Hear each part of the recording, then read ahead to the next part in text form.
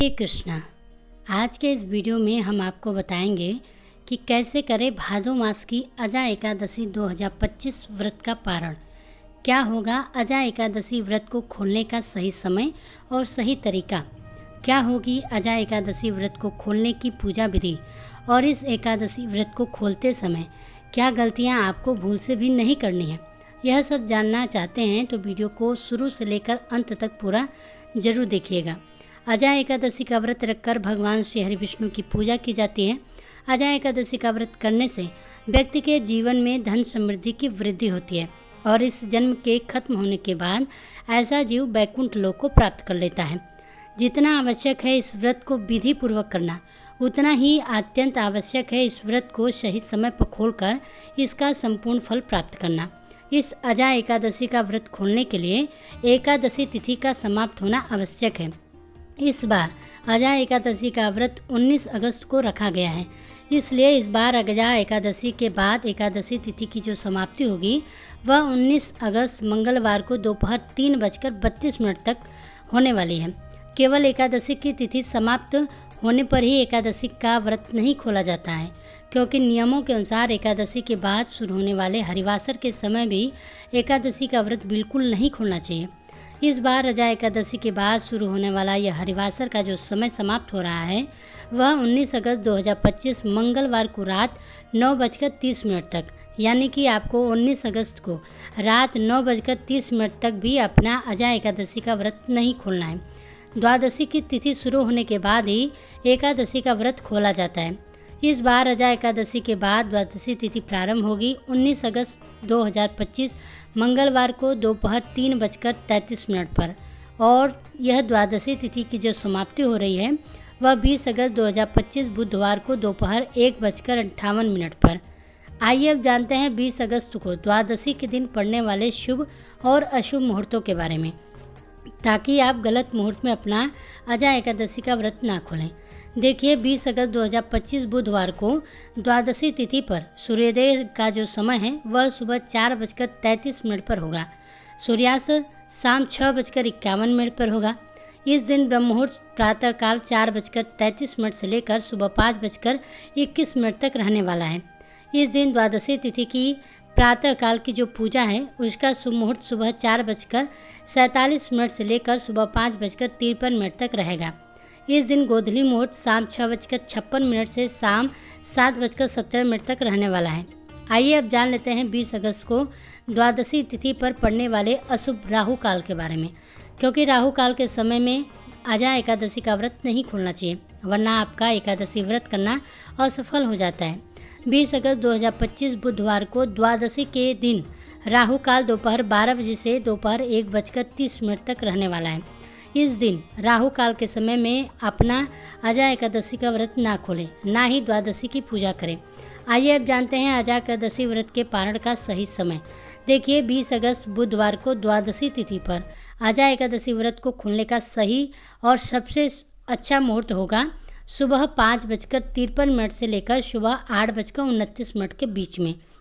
इसी तय शुभ मुहूर्त में अपना अजा एकादशी का व्रत खोलने से आपको अजा एकादशी व्रत करने का संपूर्ण फल भगवान विष्णु से प्राप्त होगा। आइए अब जानते हैं अजा एकादशी व्रत खोलने की, यानी कि अजा एकादशी व्रत पारण करने की संपूर्ण पूजा विधि। एकादशी व्रत का पारणा करने से पहले यह ध्यान रखें कि मुहूर्त के हिसाब से द्वादशी तिथि शुरू हो चुकी है। अगर द्वादशी तिथि सूर्योदय से पहले ही समाप्त हो गई है तो एकादशी व्रत का पारणा सूर्योदय के बाद करें।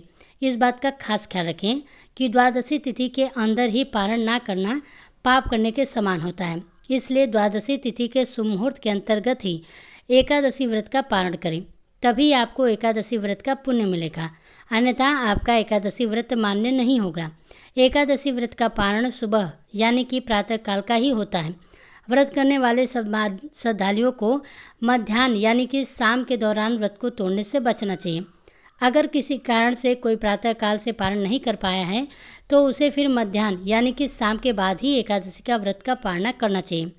एकादशी के दिन अगले दिन सुबह जल्दी उठकर पहले स्नान करके तुलसी देवी को जल अर्पित करें, क्योंकि गर्मी के समय में पूरे दिन बिना जल के रहने से देवी तुलसी सूख सकती हैं और एकादशी की 2 तिथियों पर तुलसी देवी को जल नहीं दिया जाता है। इसलिए द्वादशी की तिथि पर सबसे पहले तुलसी देवी को जल देना आवश्यक है। फिर तुलसी महारानी को फूल चढ़ाएं और उनकी आरती करें। आरती करके उनकी 7 बार परिक्रमा करें। तुलसी देवी की रोज परिक्रमा करने वाले मनुष्य को कभी भी यमराज के दर्शन नहीं करने पड़ते हैं। और अब विष्णु जी की पूजा करने के लिए तुलसी देवी की कुछ पत्ते ले लें। अब भगवान विष्णु को स्नान कराएं और उनको पीले वस्त्रों से श्रृंगार करें। उनको पीले फूल और तुलसी पत्र चढ़ाएं। फिर भगवान विष्णु की आरती करें और आरती के बाद जाने अनजाने में एकादशी व्रत के दौरान आपसे हुई छोटी से बड़ी गलतियों की करुणामयी भगवान श्री हरि से विष्णु से क्षमा मांगें। भगवान विष्णु से क्षमा मांगते हुए आपका जो मंत्र है वह यह बोलना चाहिए, आहनम ना जनामि विसर्जनम, पूजाम च ना जनामि श्रमश्वरम परमेश्वरम, मंत्रहीनम क्रियाहीनम भक्तिहीनम जनार्दन, यत पूजितम महादेव परिपूर्ण ततस्तु। इस मंत्र को अपनी पूजा को खत्म होने के बाद आपको 7 बार बोलना है। इसके बाद भगवान विष्णु से यह एकादशी व्रत स्वीकार करने की प्रार्थना करें। आइए अब जानते हैं कि क्या खाकर आपको एकादशी का व्रत खोलना चाहिए। द्वादशी के दिन भगवान विष्णु जी को घर पर सात्विक तरीके से बनाए गए पकवान का भोग ही लगाएं। यह पकवान मीठे या नमकीन दोनों हो सकते हैं। यदि आप द्वादशी के दिन मीठे चावलों का भोग भगवान श्री हरि विष्णु को लगा सकते हैं तो यह और भी अधिक शुभ होगा, क्योंकि द्वादशी के दिन पीले या मीठे चावल खाना बेहद ही शुभ माना जाता है। एकादशी के व्रत में चावल खाने पर रोक होती है, इसलिए द्वादशी व्रत को खोलते समय चावल खाकर ही व्रत खोलने का नियम है। मान्यता यह है कि एकादशी के दिन चावल खाने से शरीर छोड़ने के बाद वह मनुष्य रेंगने वाले जीवों में जन्म लेता है, लेकिन द्वादशी को चावल खाकर एकादशी व्रत को खोलने वाला मनुष्य मोक्ष को प्राप्त करता है। आपको एकादशी व्रत का पालना करने के लिए पकाए जा रहे भोजन में गाय के शुद्ध देसी घी का प्रयोग जरूर करना चाहिए। यह सेहत के लिए भी अच्छा होता है और इसमें शुद्धता भी होती है। आंवले के पेड़ पर भगवान श्री हरि विष्णु का वास होता है, इस कारण आंवला का भी एकादशी के व्रत में विशेष महत्व माना गया है।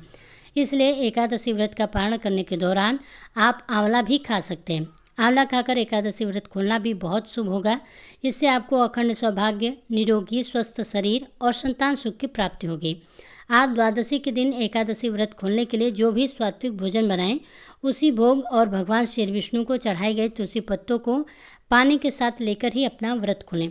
पर यह ध्यान रखें कि एकादशी व्रत का पालना किसी मीठी चीज़ से भी किया जा सकता है। व्रत के पारण के लिए आप भगवान श्री विष्णु को भोग में मिठाई और मौसमी फल भी दे सकते हैं। पारण के भोजन में सेम की सब्जी खाने का विशेष महत्व माना जाता है। विशेष तौर पर एकादशी के व्रत में सेम को कफ और पित्त का नाशक माना गया है। ऐसे में एकादशी का व्रत पारण करते समय सेम को एक अच्छे भोज्य पदार्थ के रूप में देखा गया है। पारण के दौरान आप सूखे मेवे जैसे कि बादाम, पिस्ता, अखरोट और किशमिश भी खा सकते हैं। इसके अलावा दूध और दूध से बनी मिठाइयाँ, ये चीज़ें भी एकादशी के व्रत के पारण में खाई जा सकती हैं। ऐसी ही और ज़रूरी जानकारी के लिए और व्रत कथाओं के लिए हमारे चैनल को सब्सक्राइब जरूर कीजिएगा। अगर किसी तरह का आपका प्रश्न है तो आप हमसे कमेंट बॉक्स में कमेंट करके पूछ सकते हैं, अन्यथा कमेंट बॉक्स में जय श्री हरि विष्णु जरूर लिखिएगा। तो मिलते हैं एक नए टॉपिक्स के साथ, तब तक के लिए आप सभी का धन्यवाद।